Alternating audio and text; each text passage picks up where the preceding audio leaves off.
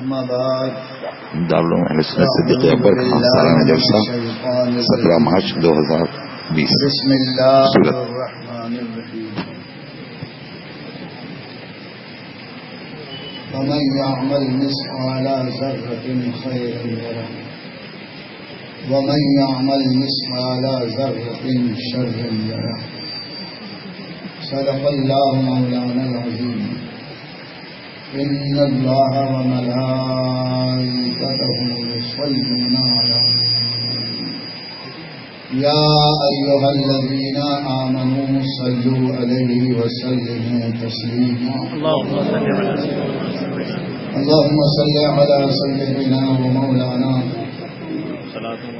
محمد معظم الجود والكرم وآله وأصحابه وبارك وسلم صلاة وسلاما عليك يا رسول الله صلى الله تعالى عليك وسلم.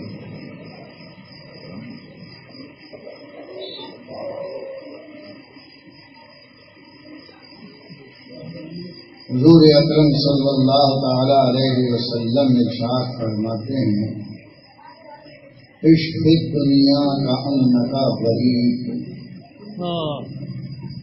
دنیا میں اس طرح زندگی بسر کرو جیسے مسافر.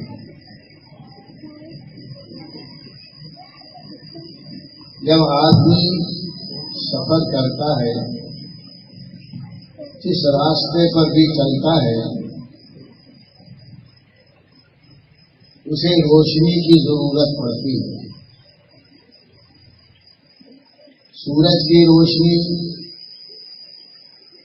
یا ٹارچ کی روشنی یا اسٹریٹ لائٹ کی روشنی، باہر کی ایک روشنی کی ضرورت اس کو پڑتی ہے.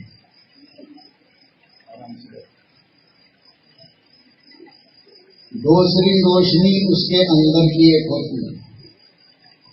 دو روشنی کی ضرورت ہے راہی کے لیے، مسافر کے لیے، ایکسٹرنل لائٹ اور انٹرنل لائٹ، اندر کی روشنی، باہر کی روشنی. اگر اس میں سے کوئی ایک روشنی نہ رہے تو راستہ چلنا دشوار ہو جائے گا. باہر کی روشنی تو آپ یہ دیکھ رہے ہیں، اور اندر کی روشنی ان دو آنکھوں میں. باہر کی بھی روشنی ہو اور آنکھ کی روشنی ہو تو راستہ کلیئر ہوگا. راستے کے نشیب و فراز کو ہم پورے طور پر سمجھ کر منزل کی طرف پہنچیں گے. اگر راستے میں گڈھا ہے اس سے بچ جائیں گے.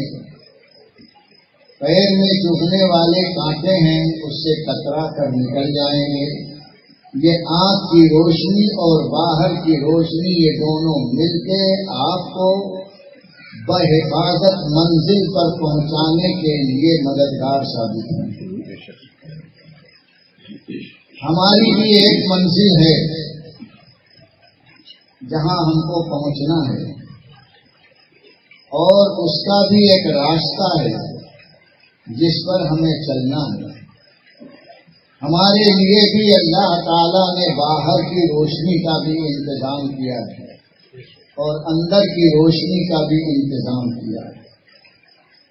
ہماری منزل رضائے الہی ہے. اللہ کی رضا حاصل کرنے کے لیے ہمارا راستہ صراط مستقیم ہے. اندر کی روشنی ایمان ہے اور باہر کی روشنی قرآن ہے. پورا سسٹمیٹک مذہب ہے یہ. اس کا سسٹم آپ دیکھو تو یہ نیچرل اور فطری سسٹم ہے.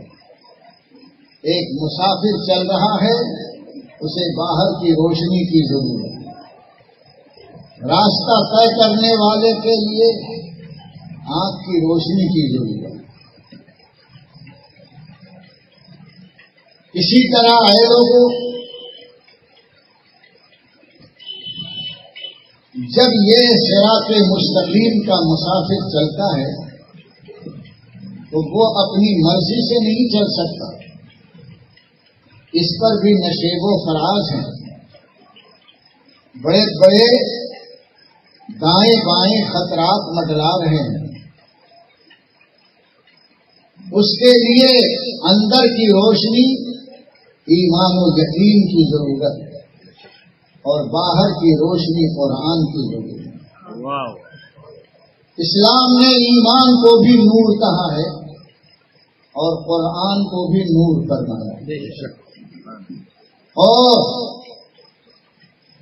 جو ہمیں یہ دو روشنی کا انتظام فرمانے والی ذات ہے اسے بھی نور فرمایا ہے۔ اسے قرآن میں بیان کیا گیا۔ میں 15 منٹ میں سب بات سمیٹ کر کے آپ سے رخصت ہو جاؤں گا۔ ایک اور مثال میرے ذہن میں آ رہی ہے، ٹارچ، کیا گجراتی میں اس کو بیٹری، بیٹری بھی کہتے ہیں۔ اس کا سسٹم اور اس کی بناوٹ دیکھو، وہ ایک انسٹرومنٹ ہوتی ہے، 3 سیل 2 سیل 6 سیل، جتنا سیل اندر بڑھتا چلا جائے گا اس کی لمبائی اور ہائٹ بھی بڑھتی چلی جائے گی۔ ایک انسٹرومنٹ ہوتا ہے جو خالی ہوتا ہے، پھر اس میں بیٹری اور سیل ڈالا جاتا ہے، اور پھر سیل ڈالنے کے بعد اس کے سر پر ایک بلب فٹ کیا جاتا ہے، اور سائڈ میں ایک سوئچ ہوتا ہے جس کو نیچے اوپر کرتے ہیں۔ یہ سارا سسٹم اگر ہو، ایور ایڈی کمپنی کی ہو یا جیپ کمپنی کی ہو، کسی بھی کمپنی کی وہ بنی ہو، لیکن خالی انسٹرومنٹ روشنی نہیں دے گا۔ اب اس پر سوئچ لگا ہوا ہے، آپ اس کو نیچے اوپر خوش کرتے رہو، روشنی نہیں آئے گی۔ اس میں آپ سیل ڈالیں، سیل ڈالنے کے بعد بھی ورک کیجیے، نیچے اوپر سوئچ کو کیجیے، روشنی نہیں آئے گی۔ اوپر ایک بلب لگا دیجیے، وہ بھی بلب جو ہے فیوز نہیں ہونا چاہیے۔ اس بلب کو اٹھا کر آپ دیکھو کہ ایک نازک باریک سا تار ہوگا جو ادھر سے ادھر ایسے کمان نما لگا رہتا ہے، وہ اگر ٹوٹ گیا تو بلب فیوز ہو جائے گا۔ بلب ہے لیکن ان سائڈ جو اس کا نازک تار ہوتا ہے وہ بھی سلامت ہونا چاہیے۔ یہ آپ نے بلب لگا دیا، اب ورک کیجیے، عمل کیجیے، ہاتھ نیچے اونچے کیجیے، پھکا پھک روشنی آئے، اندھیرے کا مقابلہ آپ کر لیں۔ آسانی سے سمجھ گئے؟ اللہ تعالیٰ نے یہ ایور ریڈی کمپنی کا انسٹرومنٹ نہیں بنایا تھا، کیا بات ہے، اپنی قدرت کا کارخانے میں اس انسٹرومنٹ کو ڈھالا تھا، اور یہ خالی تھا، یہ خالی بن کے آیا تھا، صاف ستھرا تھا۔ مصطفیٰ نے اس میں ایمان کا سیل لگا دیا، بیٹری لگ گئی، ایمان مل گیا، لیکن ابھی روشنی باہر نہیں نکلی۔ اس کے لیے قرآن و حدیث نے بتایا اس پر ایمان و عمل کا ایک بلب لگا دیا۔ ان کے اندر یہ مدرسے جو ہیں بلب لگاتے ہیں، اور اس بلب کے اندر جو تار ہوتا ہے پھر وہ ہے محبت رسول کا۔ علم بھی ہو، علم کا بلب ہو، اور محبت رسول کا نازک تار ہو۔ اتنا نازک ہوتا ہے، ذرا سی ٹھیس لگتی ہے تو چکنا چور ہوتا ہے۔ محبت رسول کا تار بھی محفوظ ہو، اور علم کا بلب بھی ہو، اور ایمان اور عقیدے کا سیل بھی اندر ہو، اور پھر نماز کے سوچ پر نیچے اوپر سر کرو، فٹافٹ روشنی نکلے، صراط مستقیم پر چلنا آسان ہو جائے گا۔ علم حاصل کیا، بلب لگایا، تار ٹوٹا ہوا ہے، جیسے وہابیوں کا بڑے بڑے قرآن کے مدرسے بنائے، دیکھا فیکٹری؟ جی بڑی بڑی فیکٹری ہے نا، نوساری جاتے ہو، اتنی بڑی فیکٹری کی دیکھ کر حیران ہو۔ فیکٹری ضرور ہے لیکن اس میں ڈیفیکٹ ہے، فیکٹ نہیں ہے۔ علم کا تار، وہ مخرج تو ایسا ہوا کرتا تھوڑی دیر کے بعد کھانسی آنے لگے، حرف حلقی کو ادا ایسی کرتے ہیں کہ خراش آنے لگے، خالی قرأت کے لیے حد نگاہ تک عمارت۔ لیکن خدا کی قسم، نبی کا اعلان ہے یقرؤون القرآن ولا یجاوزوا حناجرهم۔ آخر زمانے میں ایسے لوگ نکلیں گے مشمر الازار، مشمل الازار، اظہار کہتے پائجامے کو، اور اس کو اٹھائے ہوئے ہوں گے۔ لوگ پائجامہ پہنتے ہیں کہاں تک؟ یہاں تک، اور چڈی پہنتے ہیں یہاں تک۔ نہ یہ پائجامہ ہے نہ چڈی، چڈا، اس کا نیا نام چڈا۔ ان کی علامت تحلیق الراس، مشمل الازار، سر گھٹانا ان کی عادت، اور پائجامہ اٹھنگا رکھنا ان کی عادت۔ اور سب سے بڑی نشانی یہ ہے کہ وہ قرآن بہت اچھے انداز سے پڑھیں گے، لیکن قرآن کا ایمانی اثر یہ پیٹیوں سے نیچے دل میں نہیں آئے گا۔ حناجر کہتے ہیں پیٹوئے اور حلق، جہاں پر بکری ذبح کر کے چھری چلاتے ہیں وہ اس کا حنجرہ ہے۔ حضور فرماتے ہیں قرآن تو بہت اچھا پڑھیں گے، پوری دنیا میں قرآن کا لہجہ انہوں نے عام کر دیا، جس قاری کو دیکھو اسی لہجے میں پڑھتا ہے۔ حجازی لہجہ بھول گئے، نجدی لہجہ سب استعمال کرتے، مصری لہجہ بھول گئے، نجدی لہجہ سب استعمال کرتے۔ حضور نے فرمایا ان کی نشانی یہ ہے کہ وہ قرآن پڑھیں گے لیکن حلق سے نیچے سینے کا جہاں دل ہے وہاں تک اس کا قرآنی اور ایمانی اثر نہیں پہنچے گا۔ وہ کیسے ہوں گے؟ حضور فرماتے ہیں کہ وہ دین سے اس طرح سے نکلے ہوئے ہوں گے جیسے تیر کمان سے نکل جاتا ہے یا تیر شکار سے نکل جاتا ہے۔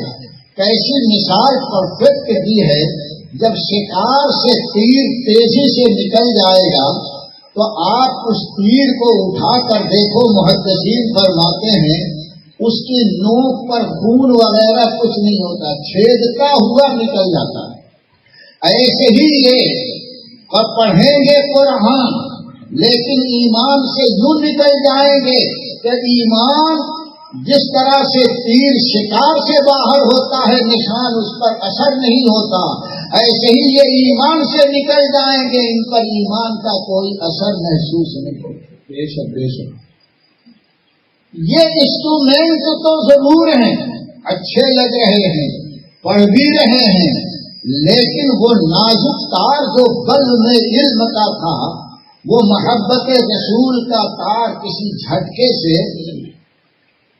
ٹوٹ گیا۔ وہ جھٹکا کہاں سے؟ یا بولو، تھانے میں جو لوگ بیٹھے ہیں پولیس والے، اگر وہ ڈنڈا ماریں گے تو جھٹکا لگے گا کہ نہیں؟ ان کے یہاں بھی ایک تھانہ ہے، نہیں سمجھے؟ تھانہ بھون۔ ہاں، وہ تھانہ بھون میں بیٹھنے والا گستاخی کا ڈنڈا جو مارا ہے تو جتنے بلب کے تار کے سب فیوز ہو گئے، اب نماز کے نماز کی بٹن پر دن رات بیچارے گھستے رہتے ہیں. یہاں تو ٹھپا دکھتا ہے لیکن روشنی نہیں ہے. میرا رب ارشاد فرماتا ہے وَإِذَا رَأَيْتَهُمْ تُعْجِبُكَ أَجْسَامُهُمْ. جب تم ان کا جسم دیکھو گے، باڈی دیکھو گے، انسٹرومنٹ دیکھو گے تو کہے واہ واہ کیا چمکدار ہے، ریجھ جاؤ گے، عاشق ہو جاؤ گے، بڑے اچھے لوگ ہیں. وَإِن يَقُولُوا تَسْمَعْ لِقَوْلِهِمْ. اور جب بولیں گے تو سننے کو جی چاہے گا. کیا اچھے اچھے گائنات، کیا قرات، کیا انہوں نے گفتگو کو سنوار کر کے پیش کیا. قرآن فرماتا ہے وَإِن يَقُولُوا تَسْمَعْ لِقَوْلِهِمْ. لیکن میرے رب کا ججمنٹ ہے ہم العدو. اس سے پہلے آیت ہے وَإِذَا رَأَيْتَهُمْ تُعْجِبُكَ أَجْسَامُهُمْ وَإِن يَقُولُوا تَسْمَعْ لِقَوْلِهِمْ كَأَنَّهُمْ خُشُبٌ مُّسَنَّدَةٌ. لیکن یہ ٹکائی ہوئی سوکھی لکڑی کی طرح ہے، جیسے بلی ٹکا دی جاتی ہے دیوار سے. اور میں اس کی تفسیر یوں کر رہا ہوں کندے نا تراش ہے. بے شک کندہ سمجھتے ہو؟ کلہاڑی سے جب لکڑی چھیلی جاتی ہے بڑے بڑے لکڑی کے ٹکڑے کو تو چیلے اس میں سے نکلتے جاتے ہیں اور جو بچتا ہے اس کو کندے نا تراش کہتے ہیں. یہ ایسا ٹکڑا ہے، کندہ ہے کہ اس کو تراشا نہیں گیا ہے بلکہ کلہاڑی سے چھیلا گیا ہے. اب اس پر اگر ہاتھ آپ گھماؤ گے تو آپ کا ہاتھ کا حال کیا ہوگا؟ خون خون ہو جائے گا، خونا خون ہوگی، اس میں پھانس سستی چلی جائے گی. ارے نکالتے چلے جاؤ گے نہیں نکلے گی. اللہ تعالیٰ فرماتا ہے دیکھنے میں بڑے اچھے، بولنے میں بڑے پیارے، لیکن کأنہم خشب مسندہ، ٹکائی ہوئی بلی کی طرح ہیں. اور آگے ارشاد فرماتا ہے ہم العدو فاحذرہم قاتلہم اللہ انا یؤفکون. اے ایمان والو یہ تمہارے پکے دشمن ہیں، ان کی صحبتوں سے بچتے رہو نہیں تو تمہارا بھی بل فیوز ہو جائے گا. یہ بچے ماں کے پیٹ سے ایک باڈی کھوکھلی لے کر آئے تھے. مصطفیٰ کے قانون کی روشنی میں شریعت نے ان میں ایمان بھر دیا اور مدرسے وہ فیکٹری ہیں کہ ان کے دل کے اوپر علم کا بل فٹ کر دیا. اور بریلی شریف وہ فیکٹری ہے تو اس میں محبت رسول کا نازک تار لگا دیا. اب یہ جب نماز پڑھتے ہیں سوئچ پر نیچے اونچے کرتے ہیں تو ان کی پیشانی پر کالا داغ نہیں آتا بلکہ ان کا چہرہ روشن ہو جاتا ہے. سبحان اللہ، بے شک. اسی لیے سنیوں کا چہرہ ہمیشہ جگمگاتا رہتا ہے. بے شک تار موجود ہے، خالی تار سے مت دیکھو، اس تار کو دیکھو جو سیل اور پوری روشنی کا وہ منبع ہے، وہیں سے روشنی پھوٹتی ہے اور پورے اندھیرے کو دور کرتی ہے. میرے بچے اس وقت اس فیکٹری سے حاجی یوسف کی فیکٹری سے نکلے ہوئے. واہ سبحان اللہ. یوسف نام ہے حاجی یوسف. وہ بھی حضرت یوسف بڑے خوبصورت تھے، واہ جہاں نکلتے تھے روشنی پھیل جاتی ہے. واہ. یہ ہمارا حاجی یوسف بھی بہت دل کا خوبصورت ہے. جہاں پر قدم رکھ دیا علم کی روشنی پھوٹ گئی. اس بوڑھے کو اللہ تعالیٰ جوانوں کا حوصلہ دے کر دنیا میں چلتا پھرتا بنایا. بڑا پیارا یوسف ہے. اللہ تعالیٰ نے اس کو حسن یوسف کا صدقہ عطا فرمایا، محبت رسول کا جذبہ عطا فرمایا ہے. اس نے اپنے لیے تاج محل نہیں بنایا ہے، اگر بنایا ہے تو مصطفیٰ کا گھر بنایا ہے، ایسی فیکٹری بنائی ہے جس میں محبت رسول کا تار نازک تار فٹ کیا جائے. سبحان اللہ سبحان اللہ. اللہ تعالیٰ اس فیکٹری کو سلامت رکھے. آمین. اے بچوں تمہارے لیے نصیحت ہے اس تار کو ٹوٹنے مت دینا. بدعقیدوں سے قریب مت ہونا. سڑے ہوئے ٹماٹر کے پاس مت جانا. اگر سڑے ہوئے ٹماٹر کی ٹوکری میں اچھا ٹماٹر ڈال دیا جائے تو یہ اچھا ان سڑے کو اچھا نہیں بنائے گا. یہ سڑے اس اچھے کو سڑا دیں گے. اس لیے رب فرماتا ہم العدو فاحذرہم، یہ تمہارے دشمن ہیں، ان کی صحبتوں سے دور رہو. عمل بھی کرنا، بدعقیدوں سے بچنا، ماں باپ کی اطاعت کرنا، قرآن کا دور کرنا. قرأت اگر سیکھی ہے تو خود بھی اس کے قواعد کو یاد رکھنا. اپنے ماحول میں لوگوں کی تجوید کے پڑھنے پڑھانے کا انتظام کرنا، یہ اب تمہاری ذمہ داری. حاجی یوسف صاحب دے کر تمہیں پورا آراستہ پیراستہ کر کے قوم کے حوالے کر رہے ہیں. رب العالمین ان کی کوشش کو کامیاب فرمائے اور آخرت میں ان کے اور ان کے تمام بچے اور اہل خاندان جو اہل ایمان ہیں نجات کا سرمایہ بنائے. وما علینا الا البلاغ. سبحان اللہ. کھڑے ہو کر کے صلاۃ والسلام. چلو بولو. چلنے دیں تو نہیں چلنے چلے.